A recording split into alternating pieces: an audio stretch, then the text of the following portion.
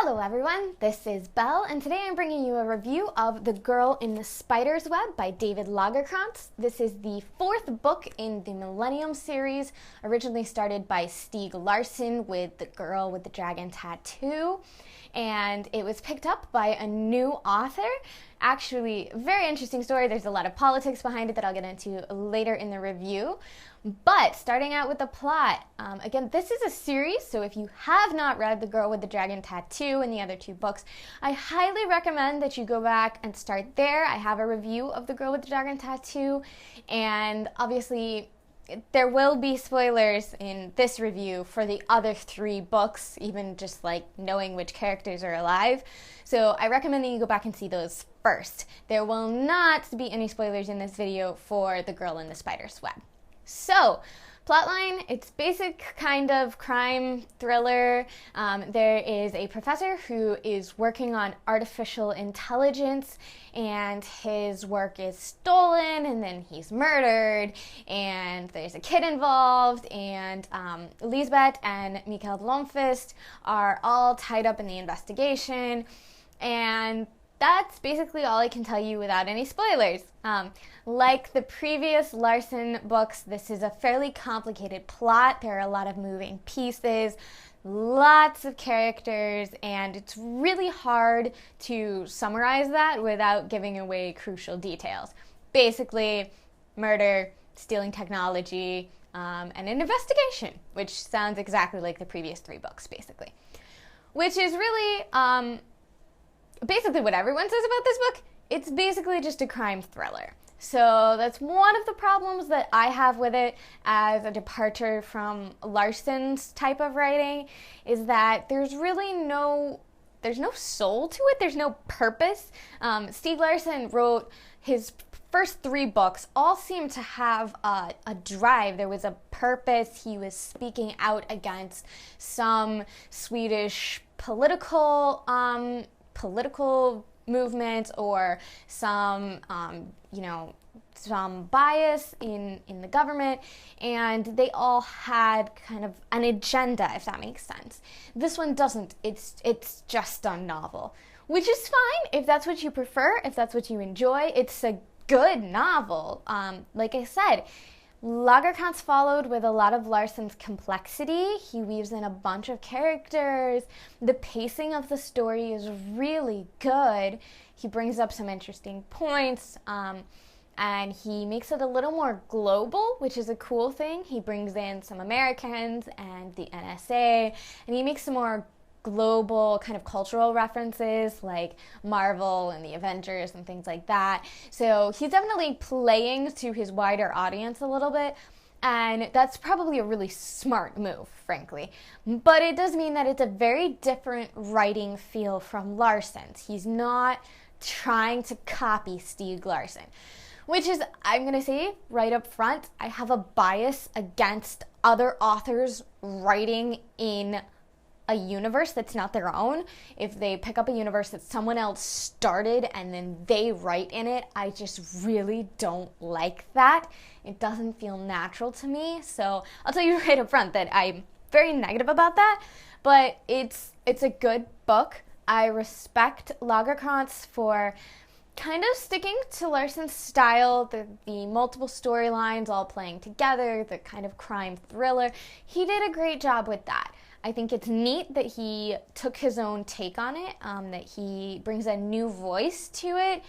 One of the things that he did, which I found very interesting, is that he said he found Mikael Blomkvist's sexuality kind of just unnatural. He couldn't feel it or believe it. The whole idea of like women just throw themselves at Mikael for no reason apparently, which is something I complained about with the other three books. So this book was a bit nice because there was less of women just kind of swooning over Mikael. And I will say though that it didn't feel like he captured the characters quite as well. Mikael and Lisbeth feel a little flat to me. I didn't feel like I learned much about their characters. And Mikael, especially in the beginning, just comes off as brooding and pouting, and I don't like him very much, especially in the beginning of this book. Lisbeth is fine, but it doesn't feel like I'm learning anything about the way her head works. and that frustrates me. She does interact with a kid. There's a little boy in this story, and to me, he was the neatest element of this entire novel, was that Lagerkrantz threw in this boy, and seeing Lisbeth interact with the child that's a new facet of her character, and I did enjoy that. I think Lagerkrantz really failed on Erica Berger's character. She was really well developed in the third book, Girl Who Kicked the Hornet's Nest, and I felt like she just lost all of that. The only purpose, it seemed like, for her character was to tell backstories about the time that's elapsed in between the books. And that was very frustrating to me because I felt like her character had been well developed in the third book. Overall, though, it is a good read. It's not Stieg Larsson. So if you read the Millennium Trilogy for Stieg Larsson and you really like his style, then this may not be the book for you. And there's been a lot of confusion surrounding Larsson's estate.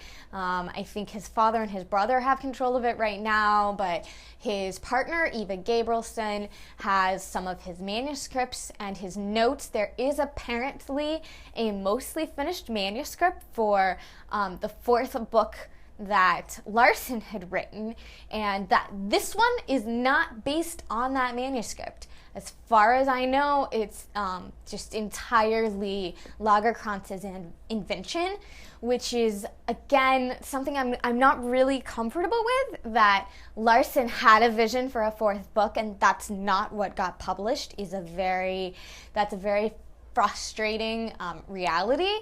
But Gabrielson does not like Lagerkrantz, was very negative about the choice of him to continue the series. And again, it's interesting because I thought the trilogy could have stood on its own. I didn't really think there needed to be a fuller series. According to the news, it seems like Larsson had outlined up to maybe 10 books, which seems like more than I think is necessary. I think that his publishing company will keep publishing. The fourth book is very much set up to have another one and probably keep going beyond that. So there will probably be more Millennium and more Lisbeth Salander. If that's your style, then you should definitely keep going with this series if you really like that. Again, I'm skeptical of new authors in someone else's universe. I'm also skeptical of long-going series with certain characters. So, we know for the rest of the series that probably Lisbeth Salander's not going to die. Why? Because it's called a Lisbeth Salander novel. So without Lisbeth Salander, then the series doesn't work. To me, that feels a little bit cheap. I don't like feeling like the author is limited to specific characters, and a long series can quickly become very stereotyped, very similar. I don't like that. I like for them to be able to play, to give me something new, to surprise me. This book didn't surprise me, at all. Most of the things I could guess ahead of time, or they just felt run-of-the-mill, or it's a typical crime thriller novel. Again, it's a good one if that's what you like, but it's a typical crime thriller novel. So it's a good read. It's not a great read, but it's a good read. It's interesting to see. It is interesting to see another author taking on a universe that already exists and to be able to compare that. Like I said, it's definitely different. It feels more mercenary, materialistic, I guess. Lagerkrantz, it feels like, was definitely playing to his audience, trying to create a popular series, where Larsson's trilogy felt much less like that. It was published posthumously, and it was very caring. He was focusing a lot on issues. You could tell he was writing about stuff he really felt strongly about, and frankly, that I think he was writing himself into the character of Mikael Blomkvist. Obviously, I don't know Larsson, I don't know very much about him, but that's kind of what it felt like sometimes, because he was a journalist and he obviously cared a lot about issues, and that has a lot of similarities to Blomkvist. But that's not Lagerkrantz. He's just picking up someone else's series, and it feels like cashing in on popularity that already exists. And I'm very skeptical of that. But It's a good read. If you read it, I would love to know what you think. If you have read it already, please tell me what you thought, how it compared with the rest of the series. And if you haven't read the rest of the series, go back, start at Girl with the Dragon Tattoo. That's really where you're gonna get the really powerful read, is when you start with the top of the series. And I think that's it, folks. Have a great night.